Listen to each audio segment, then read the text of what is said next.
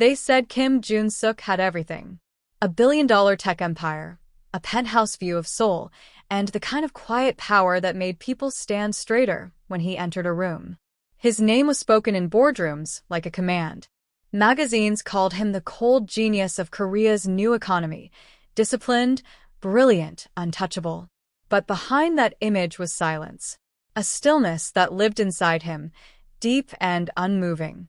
He smiled for photos, attended charity galas, went on polite dates arranged by his family, but nothing reached him.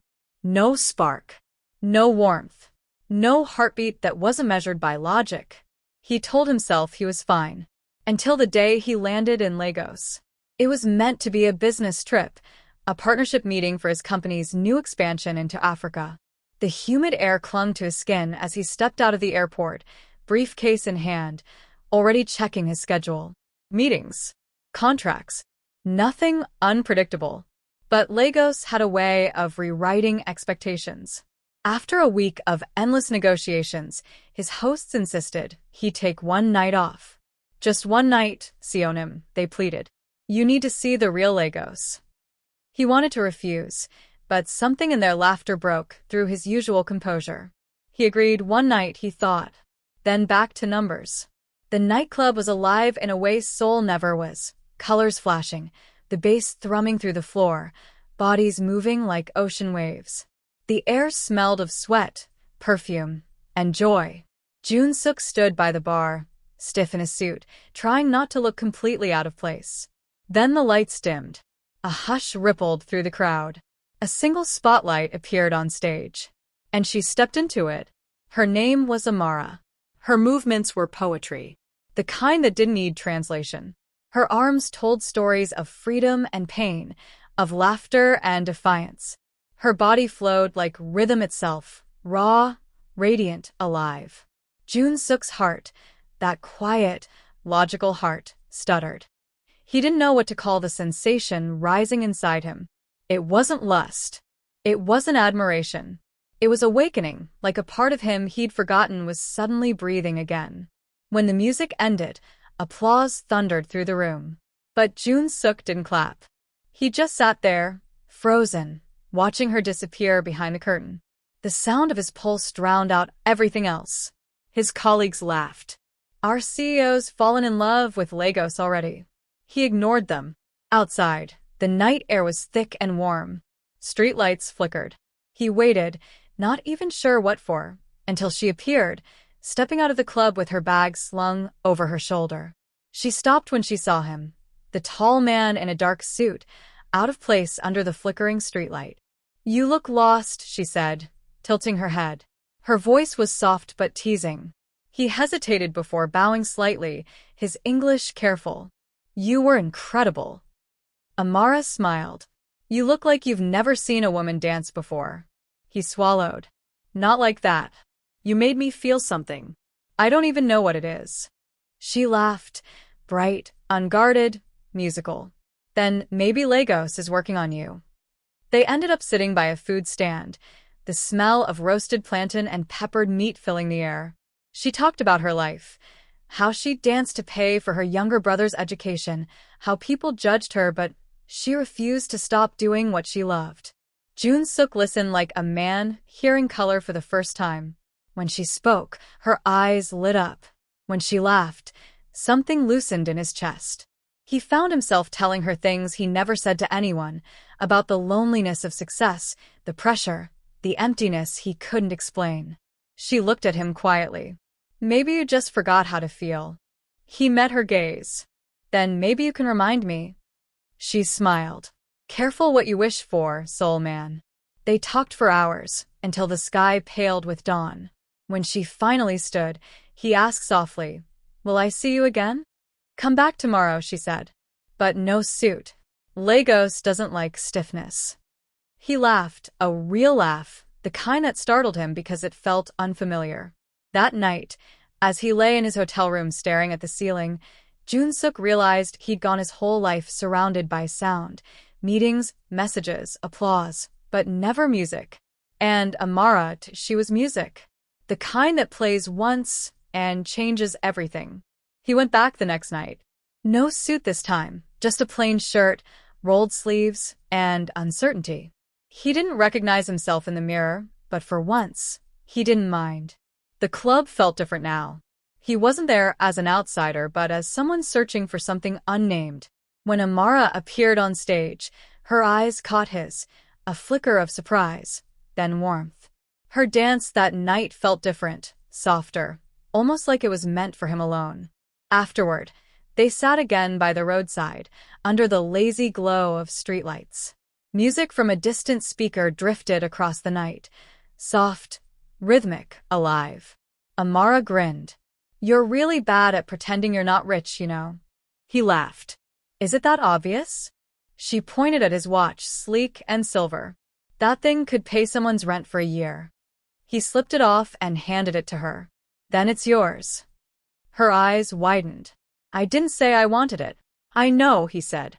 "But I don't need it tonight." She didn't take it. She just smiled and said, "You're strange, soul man." He smiled back. "Maybe that's good." Days turned into weeks. He began showing up at the club not as a CEO but as a friend, sometimes sitting quietly as she rehearsed, sometimes helping her carry her bags after a show. She showed him Lagos, not the polished towers, but the markets where everyone shouted, the beaches where the horizon stretched wide, the alleys filled with laughter and music.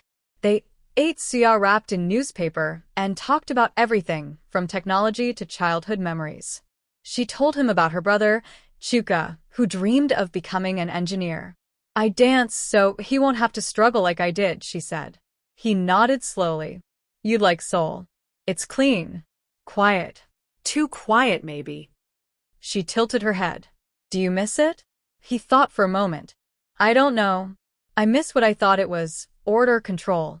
But now it feels like silence." Amara smiled gently. "Then you're meant for noise now." They began teaching each other words.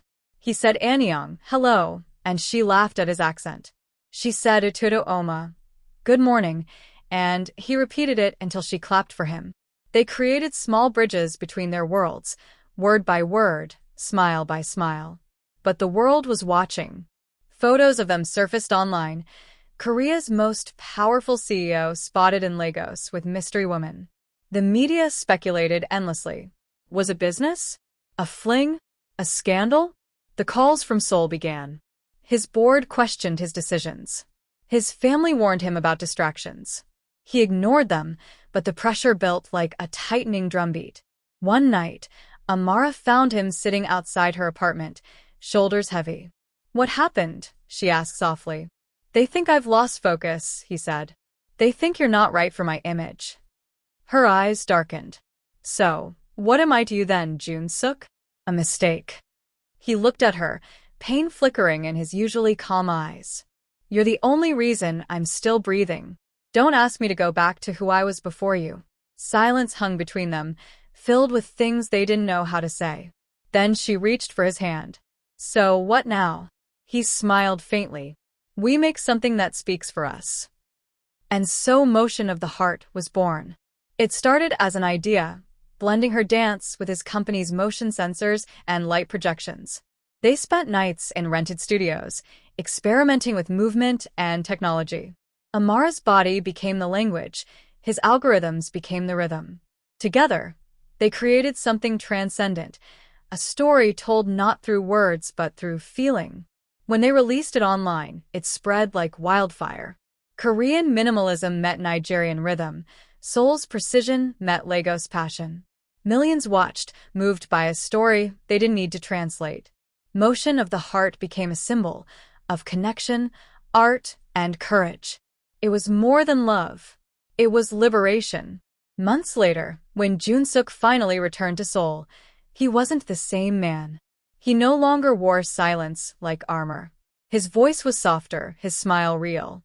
Every night, he called Amara, no matter the time difference. Then one evening, he sent her a ticket to Amara Ease. Destination: Seoul, South Korea. Purpose: to dance and to be seen. When she arrived at Incheon Airport, reporters crowded around her. Cameras flashed. Questions flew like arrows. Who is she? Is this the woman from the viral video? Is she your girlfriend? Jun-suk stepped through the crowd, calm as always. But when he reached her, he took her hand and said clearly, "This is Amara, the woman who taught me how to feel." For a moment, the world went silent. Cameras clicked. Some gasped. Others smiled. That night, headlines called it the most unexpected love story of the year. But in their eyes, it was simple. It wasn't about the billionaire and the dancer. It was about two souls that met across oceans and remembered what it meant to be alive. He didn't know that the hardest chapter was still ahead, not in boardrooms, not online, but within the walls of his own home. Because some storms don't come from outside. They wait quietly in the family you return to. The limousine glided silently through the streets of Seoul, its tinted windows reflecting the city's neon glow. Amara sat beside Jun-suk, fingers laced nervously in her lap. Outside, the skyline sparkled, modern, elegant, intimidating. She'd danced before thousands of strangers, but tonight, her heartbeat was louder than any drum she'd ever moved to. He reached for her hand. "You don't have to be afraid," he said softly. She smiled faintly. "You say that like you've met your mother before." He almost laughed, but there was truth in her tone. His mother, Madame Kim Wajin, was a woman whose presence commanded silence. Elegant, refined, and fiercely traditional. In her world, love was duty and marriage was business. As they entered the Kim family estate, a sprawling property of stone paths and quiet gardens, Amara felt the air change. The servants bowed. The scent of lilies filled the corridor. Everything gleamed, from the polished floors to the ancestral portraits on the wall. His mother stood waiting at the top of the stairs, graceful in her hanbok, expression unreadable. "So this is her," she said, her voice cool but polite. Amara bowed deeply. "It's an honor to meet you, ma'am." "Welcome," the woman replied with a small nod, though her eyes said, "I am watching." Dinner was quiet. Too quiet. The clinking of silverware echoed like tension. Madame Kim asked Amara about Lagos, about her performances, each question sharp but wrapped in courtesy. Amara answered gently, smiling, refusing to let the discomfort show. When they were alone later, Jun-suk's mother turned to him. "She's beautiful, but beauty fades. And what will your board think when they learn you brought home a dancer from Africa?" Jun-suk met her gaze evenly. "They'll think I'm happy." His mother's expression hardened. "And what of the family reputation? The shareholders? The legacy your father built?" He said quietly, "None of it matters if I have to live like a ghost." But the old house had long memories, and whispers traveled fast. Some relatives called Amara cheap. Others said she had trapped him. Even the household staff avoided her at first, bowing with stiff formality. Yet Amara never fought back. She smiled, thanked them, learned to greet them in Korean. She rose early to help in the kitchen, her laughter softening even the coldest mornings. She tried to understand the customs, the meals, the silence. One afternoon, she found Madame Kim in the garden, pruning white roses. "Beautiful flowers," Amara said softly. Madame Kim didn't look up. They bloom best when kept separate. Too many colors together confuse the soil. Amara paused, then smiled. "Maybe. But sometimes when colors mix, they make something new, something stronger." The older woman finally looked at her, eyes narrowing slightly, but something, curiosity, perhaps, flickered there. Days passed. Small cracks began to appear in the wall between them. When a maid fell ill, Amara quietly helped serve tea to guests, bowing perfectly, her movements elegant. When she spoke to the gardeners, she asked about their families, their lives. Soon, laughter followed her through the halls. One evening, she passed the music room and heard Madame Kim playing the Georgium, her fingers delicate on the strings. Amara listened at the doorway, entranced. "You know this song?" the older woman asked suddenly, not turning. Amara smiled. No. "But it sounds like something my mother would hum while cooking. It feels familiar." Madame Kim stopped playing. "Your mother, she was a dancer too?" Amara shook her head. "No, but she understood rhythm. She used to say life is just one long dance, We all step on each other's feet sometimes, but if we keep moving, we find harmony. Something softened in Madam Kim's eyes. That's poetic. Maybe it's true, Amara said quietly. I'm still learning your rhythm, Momoni. That word, mother, in her hesitant accent, pierced something deep. The next morning, Amara was in the garden again, arranging roses. Madam Kim approached, holding a small wooden box. Inside was a jade hairpin. This was mine when I was your age, she said. My mother gave it to me on the day she accepted my choice. Amara blinked, speechless. Are you saying? I'm saying you've brought light back into my son's eyes. For that, I cannot hate you. Amara knelt, tears brimming. Thank you, Omoni. Madam Kim smiled faintly. Get up, child. You'll ruin your dress. That evening, when Jun Suk returned from a meeting, he found his mother waiting. I was wrong, she said simply. Bring her to me properly next time. No more hiding. He was stunned. You mean? She nodded. If she can make you this alive, then she's already part of the family. That night, Amara sat by the window, watching cherry blossoms fall against the city lights. Jun Suk came behind her, wrapping his arms around her shoulders. She accepted you, he whispered, disbelief in his voice. Amara smiled. No. She just remembered how to feel. He pressed his forehead to hers. You have that effect on people. Maybe, she said softly. Or maybe love just needed someone brave enough to knock. Outside, the petals drifted through the night, white and pink, fire and silk, falling together until you couldn't tell where one ended and the other began. The spring air in Seoul was alive with color. Cherry blossoms floated across the courtyard of the Kim family estate, the same courtyard where Amara once stood trembling and uncertain. Now, she stood radiant, wrapped in a flowing hanbok of ivory silk and gold trim, her hair pinned with the jade ornament her mother-in-law had gifted her.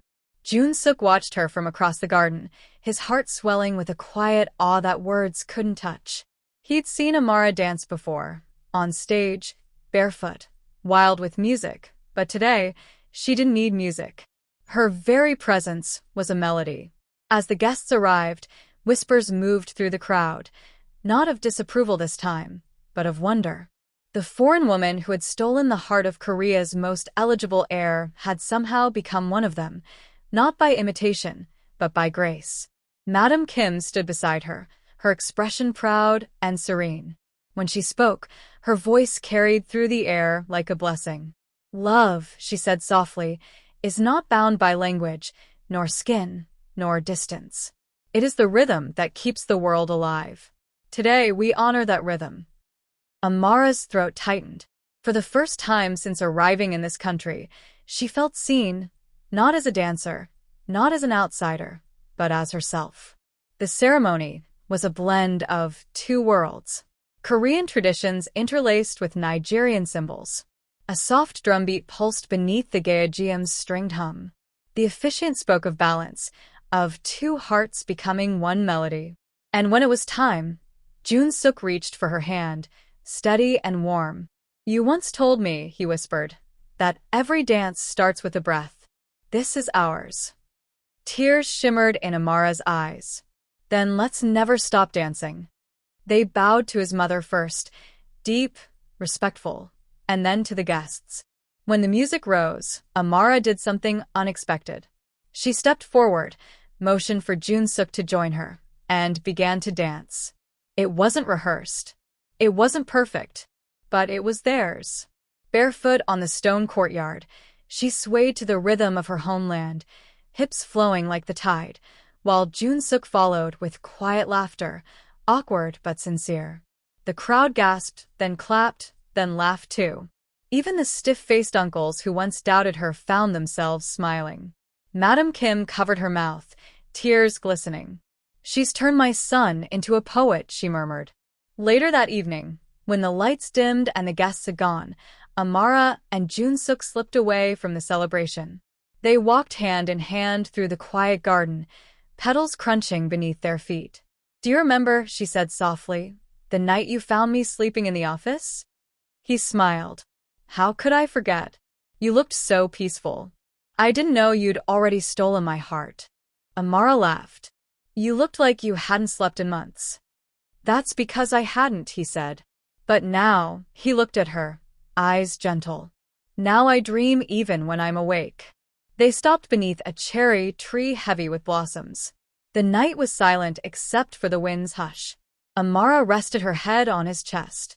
Your world is so different from mine, she murmured.